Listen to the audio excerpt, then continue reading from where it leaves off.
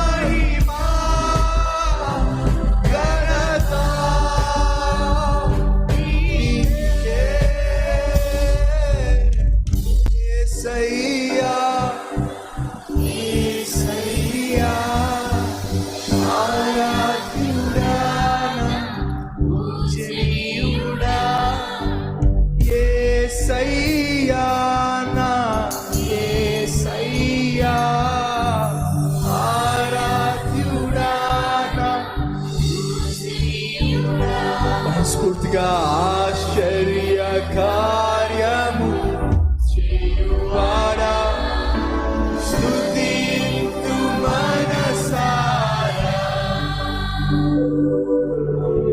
ఆశ్చర్య కార్యము చేయువాడా, స్తుతింతు మనసారా,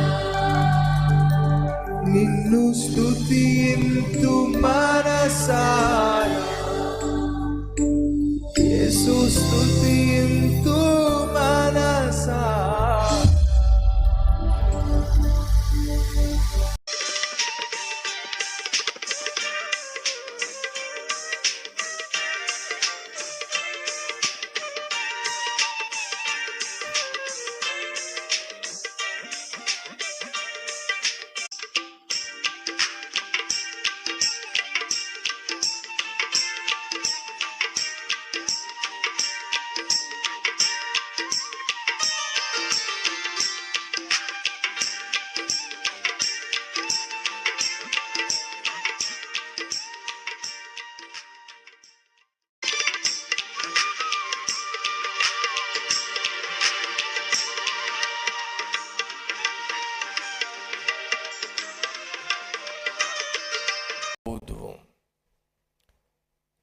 పాత నిబంధన కావచ్చు, క్రొత్త నిబంధన కావచ్చు, తెలియచేస్తున్న ఒక విలువైన సత్యం ఏమిటయా అంటే, దేవుని దగ్గర నుంచి మనం కనికరం పొందుకున్నా, దేవుని దగ్గర నుంచి మనం క్షమాపణ పొందుకున్నా, దేవుని దగ్గర నుంచి మనం ఆశ్చర్యకార్యాన్ని అందుకున్నా, దేవుని దగ్గర నుంచి మనం సహాయం పొందుకున్న, కృతజ్ఞత కలిగిన ప్రతి ఒక్కరూ ఎక్కడికి వెళ్తారో తెలుసా?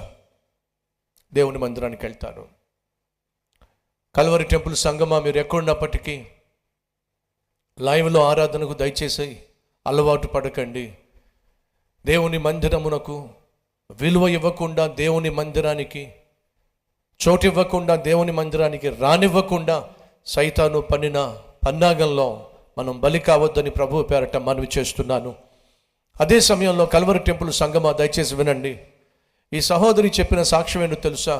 ప్రక్కింటి ఆవిడ తెలియచేసినటువంటి సత్యాన్ని, కల్వరి టెంపుల్కు వెళితే నీ భర్త బాగుపడతాడు, నీ కుటుంబం కట్టబడుతుంది, దేవుడు ఆశ్చర్య కార్యం చేస్తాడు అనే వాస్తవాన్ని గ్రహించి తను మందిరానికి వచ్చింది. పక్కింటి వాళ్ళు చెప్పి ఉండకపోతే తను మందిరానికి వచ్చేది కాదు. తన భర్త కోసం కన్నీళ్లు కార్చి ప్రార్థన చేసేది కాదు. ఎంతో కాలంగా పిల్లలు లేక అల్లాడిపోతున్నటువంటి ఆమె కోసం మన కల్వరి టెంపుల్ ప్రార్థన చేసేది కాదు. ఆ సహోదరి అంటుంది, నా భర్త నేను మందిరానికి తీసుకొచ్చాను. ఆ భర్త అంటున్నాడు, నా భార్య దేవుని సన్నిధికి మందిరానికి తీసుకొని వెళ్ళి ఉండకపోయినట్లయితే నా జీవితం బాగుపడేది కాదు. ఈరోజు నీ భర్త ఇంకా దేవుని మందిరానికి రాలేదు. ఈరోజు నీ భార్య ఇంకా దేవుని సన్నిధికి రావటం లేదు. ఈరోజు నీ బిడ్డలు దేవునికి దూరంగా జీవిస్తున్నారు. బాధ్యత నీ మీద ఉంది. సంఘముగా అలాగే సకుటుంబముగా దేవుని సన్నిధిలో మనం ఆరాధించటం దేవుని యొక్క చిత్తము అనే విషయం మర్చిపోకండి. యెహోషువ భక్తుడు సెలవిచ్చాడు, నా మట్టుకైతే నేనును నా ఇంటి వారును యెహోవాను సేవిస్తాం. ఇంటిల్లపాది దేవుణ్ణి సేవించటం దేవుని యొక్క చిత్తం. చెరసాల అధిపతిని పౌలు శీలను చూసి, అయ్యలారా నేను రక్షించబడాలంటే ఏం చేయాలి? అప్పుడు పౌలు శీల ఇచ్చిన సమాధానం ఏంటో తెలుసా? అపోస్తలుల కార్యములు 16వ అధ్యాయంలో మనం చూస్తాం. యేసుక్రీస్తునందు విశ్వాసం ఉంచుము, అప్పుడు నీవును నీ ఇంటి వారును రక్షించబడుదురు. నీ ఒక్కడివే రక్షించబడడం దేవుని చిత్తం కాదు. భార్యగా నువ్వు ఒక్కదానివే రక్షించబడడం దేవుని చిత్తం కాదు. నీ కుటుంబం రక్షించబడాలి. జకయా త్వరగా దిగిరా, నీ ఇంటికి రక్షణ వచ్చి ఉంది. నీకు రక్షణ వచ్చి ఉందని చెప్పి ప్రభు సెలవు ఇవ్వాల. నీ ఇంటికి రక్షణ. ఈరోజు నా ప్రశ్న, సహోదరి సహోదరుడా, నీకు రక్షణ వచ్చింది, నీ ఇంటి సంగతి ఏమిటి? నువ్వు రక్షించబడ్డావు, మరి నీ బిడ్డల సంగతి ఏమిటి?